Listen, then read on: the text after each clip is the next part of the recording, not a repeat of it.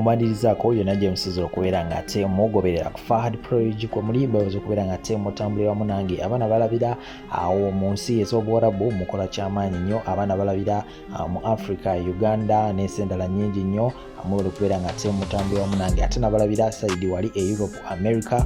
Isma kutumiddeko Hassan mwena muli awo mu ggwanga erya America mukola ky'amaanyi nnyo okubeera ng'ate mwekuumira wano Mbambitse Fahad Pro era nga neewaayo nnyo okubeera ng'ate mbatuusaako ebyakabi amawulire all over the world neewaayo okubeera ng'ate nga batuusaako kakati ngenda kubeera nga mbateerako akatambi ak'omuvubuka era nga ono TikTok yeegomba nnyo Bobi Wine era nga enteekateeka ez'okusinkana Bobi Wine yazitandise dda kansuke kulekereko akatambi kano ate obeere nga ozeerabirako Fahad Project atanaba okubeera nga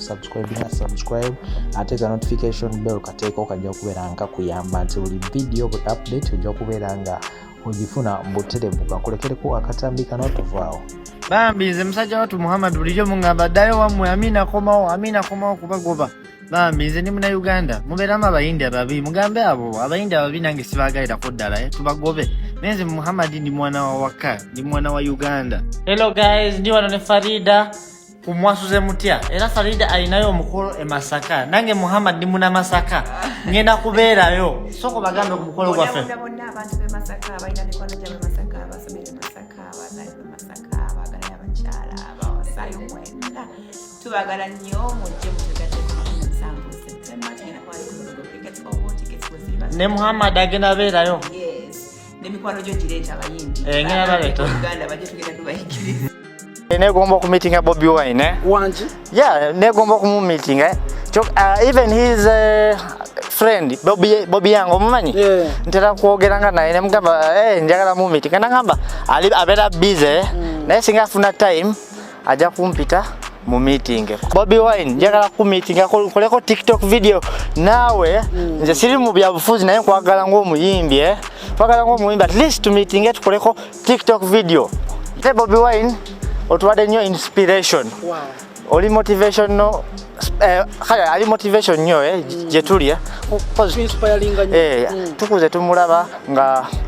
from ghetto n'agenda wa parliament from parliament presidential candidate obulamu bugamba ki obulamu bulungi sebo Oluganda oluyiga otya kati nze kanku introduction yange bantu beewuunya Muhammad ayogera Oluganda nze nazaalibwa wano Wanji nzaidwa wano nkulidde wano nazaliwa e Busoga naye Busoga navayo nga nkyali mwana muto nga ndi mu nasare kati najja wano nentandika wano education yange primary school P1 paka P7 najja nga simanyi Luganda naye bwe natuukira mu P2 nayigira Oluganda bantu bali bambuuza wali ogisoma nga subject Oluganda nedda okutula n'abantu abaana abawoyogera abaana anti bali bansekera bagamba musajja nayogera batyo Olusoga nga bagamba lakiyogera Olusoga abantu tuli mu Buganda lekera Olusoga lwo n'Olusoga lwo lumanyi nali lumanyi nakati tubuzeko mu Lusoga mukoba kisebo muliyo awo obuuza otya mu Luganda obugamba musibe batya mukoba ki odamu ndiyo baba okuba ki so kati Oluganda lwakutwalira bbanga kyo luyiga kati bwenajja wano mu nasare natandika okuyiga Luganda kuva P1 paka P2 naluyiga mu 2 years nembera fluent era wetwogera ne mu primary school yange musomesa yali ampanga punishment okubeera the best vernacular speaker in class nga banyambaza ebikutiya ebyaddala ebikutiya beba vernacular speaker olwawulira oyagala you don't want English tuli mu Uganda tulina okweyagala n'ennimi yaffe lwaki tuba twogera Luzungu tetuli eyo Buzungu sekyo so kati wafuuka Munnayuganda first of all njala tutandikira nafuuka Munnayuganda ekinfuula Munnayuganda nina birth certificate ya Uganda birth certificate njina nina ID zange zonna kuva nasare paka P7 certificate zange zonna za P7 PLOE UCE US zonna za wano era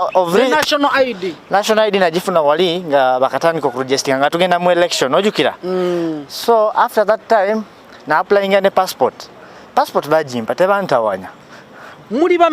oyinabo Oluganda lwo mu Uganda nina ba brother ne ba sister bamanyi Oluganda bamanyi bulungi nnyo naye bo si bantu ba media naye balumanyi ne mama amanyi Olusoga fluently mama ayogera Oluganda bonna balumanyi waliwo akavidiyo akamu ke wakola awo ngolinga agamba nti wandyetaaza abayindi babagobe mbugoli gwe tolina muyindi abali abayindi mu bagobe oba tovuddeemu banno anti kati olaba waliwo comments ezajjanga ku TikTok yange nga bagamba Muhammad ddayo wammwe eno si nsi yo ddayo wammwe Amina agenda kuzuuka ate Amina azuuka batya obusosoze nabwogerako dda ne mbagamba si buli omu mubi kati nga nze Muhammad ni Munnayuganda omuyindi ate empisa zange ziringa gwe Roni bantu mbayisa bulungi kati mubeeramu abayindi how to greet sister wafukamira byonna tubikola kati bo balowooza omuyindi bamuyisa obubi buli muyindi mubi kati nange nakikola joking we nengamba mugende mugobe bali ababi naye tubeeramu abalungi tubeeramu okitegeera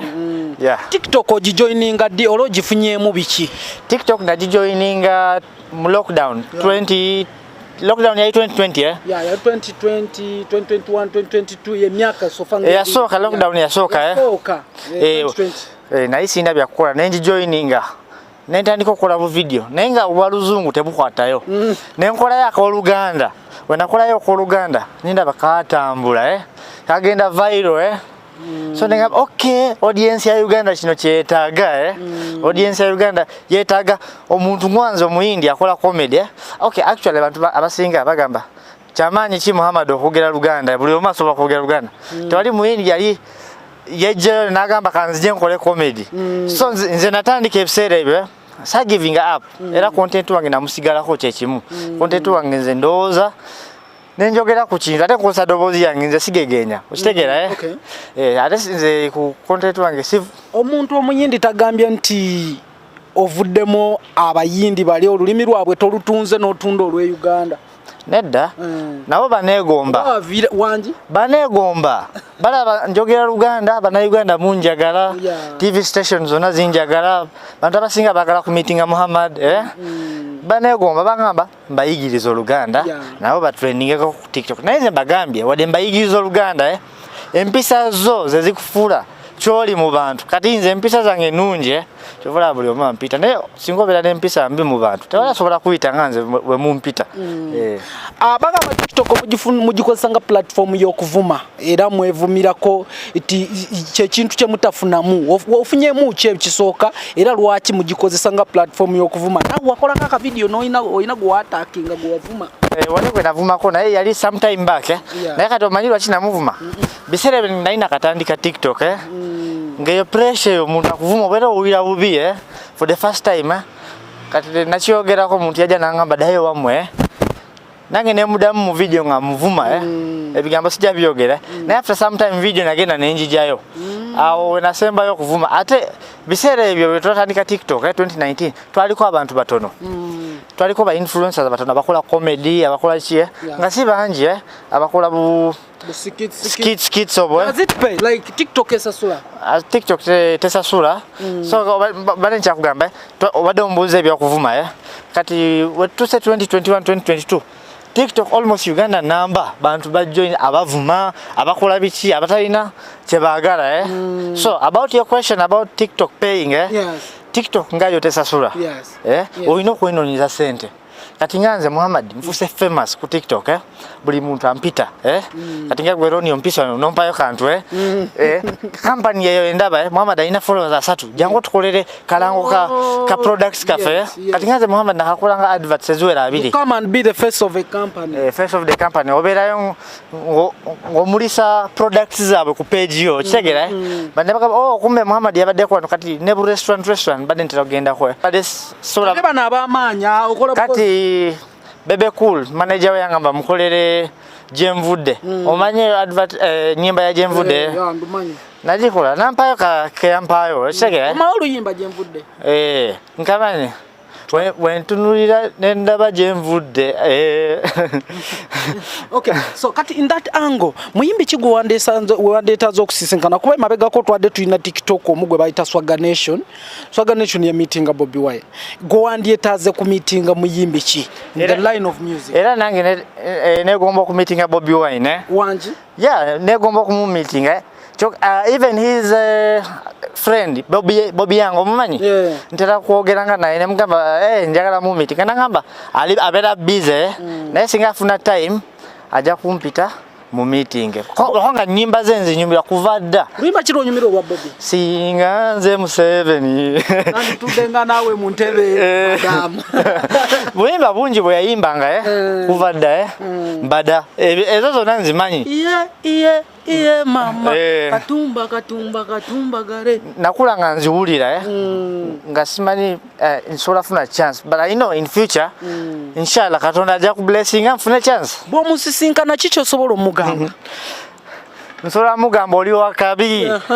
wakabi nnyo what can you request him like to do for you anything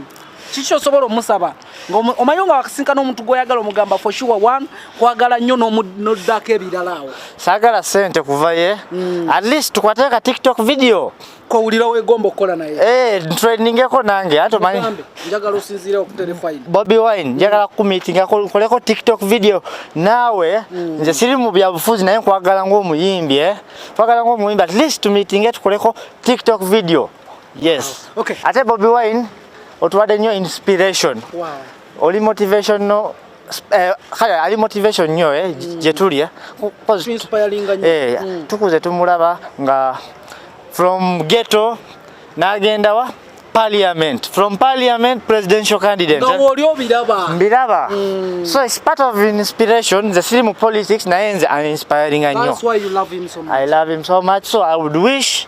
at least to meet him tukoleka video kamu sayininga n'oluyimba lwa Bobi Wine womanyi yimba ma luyimba lwa Bobi ekyana kyalenga na mahat gode mkera bide naye kyana kyalenga katolaba wale comments ezajjanga ku TikTok yange nga bagamba Muhammad dayo wamwe eno sinsiyo dayo wamwe Amina agenda kuzuuka ate Amina azuuka batya obusosaza nabwogerako dda bambi nze musajja watu Muhammad bulijjo mungamba dayo wamwe Amina komawo kubagoba bambi nze ndi muna Uganda mubeeramu abayindi ababi mugambe abo abayindi ababi nange sibaagalirako ddala tubagobe nenze Muhammad ndi mwana wa waka ndi mwana wa Uganda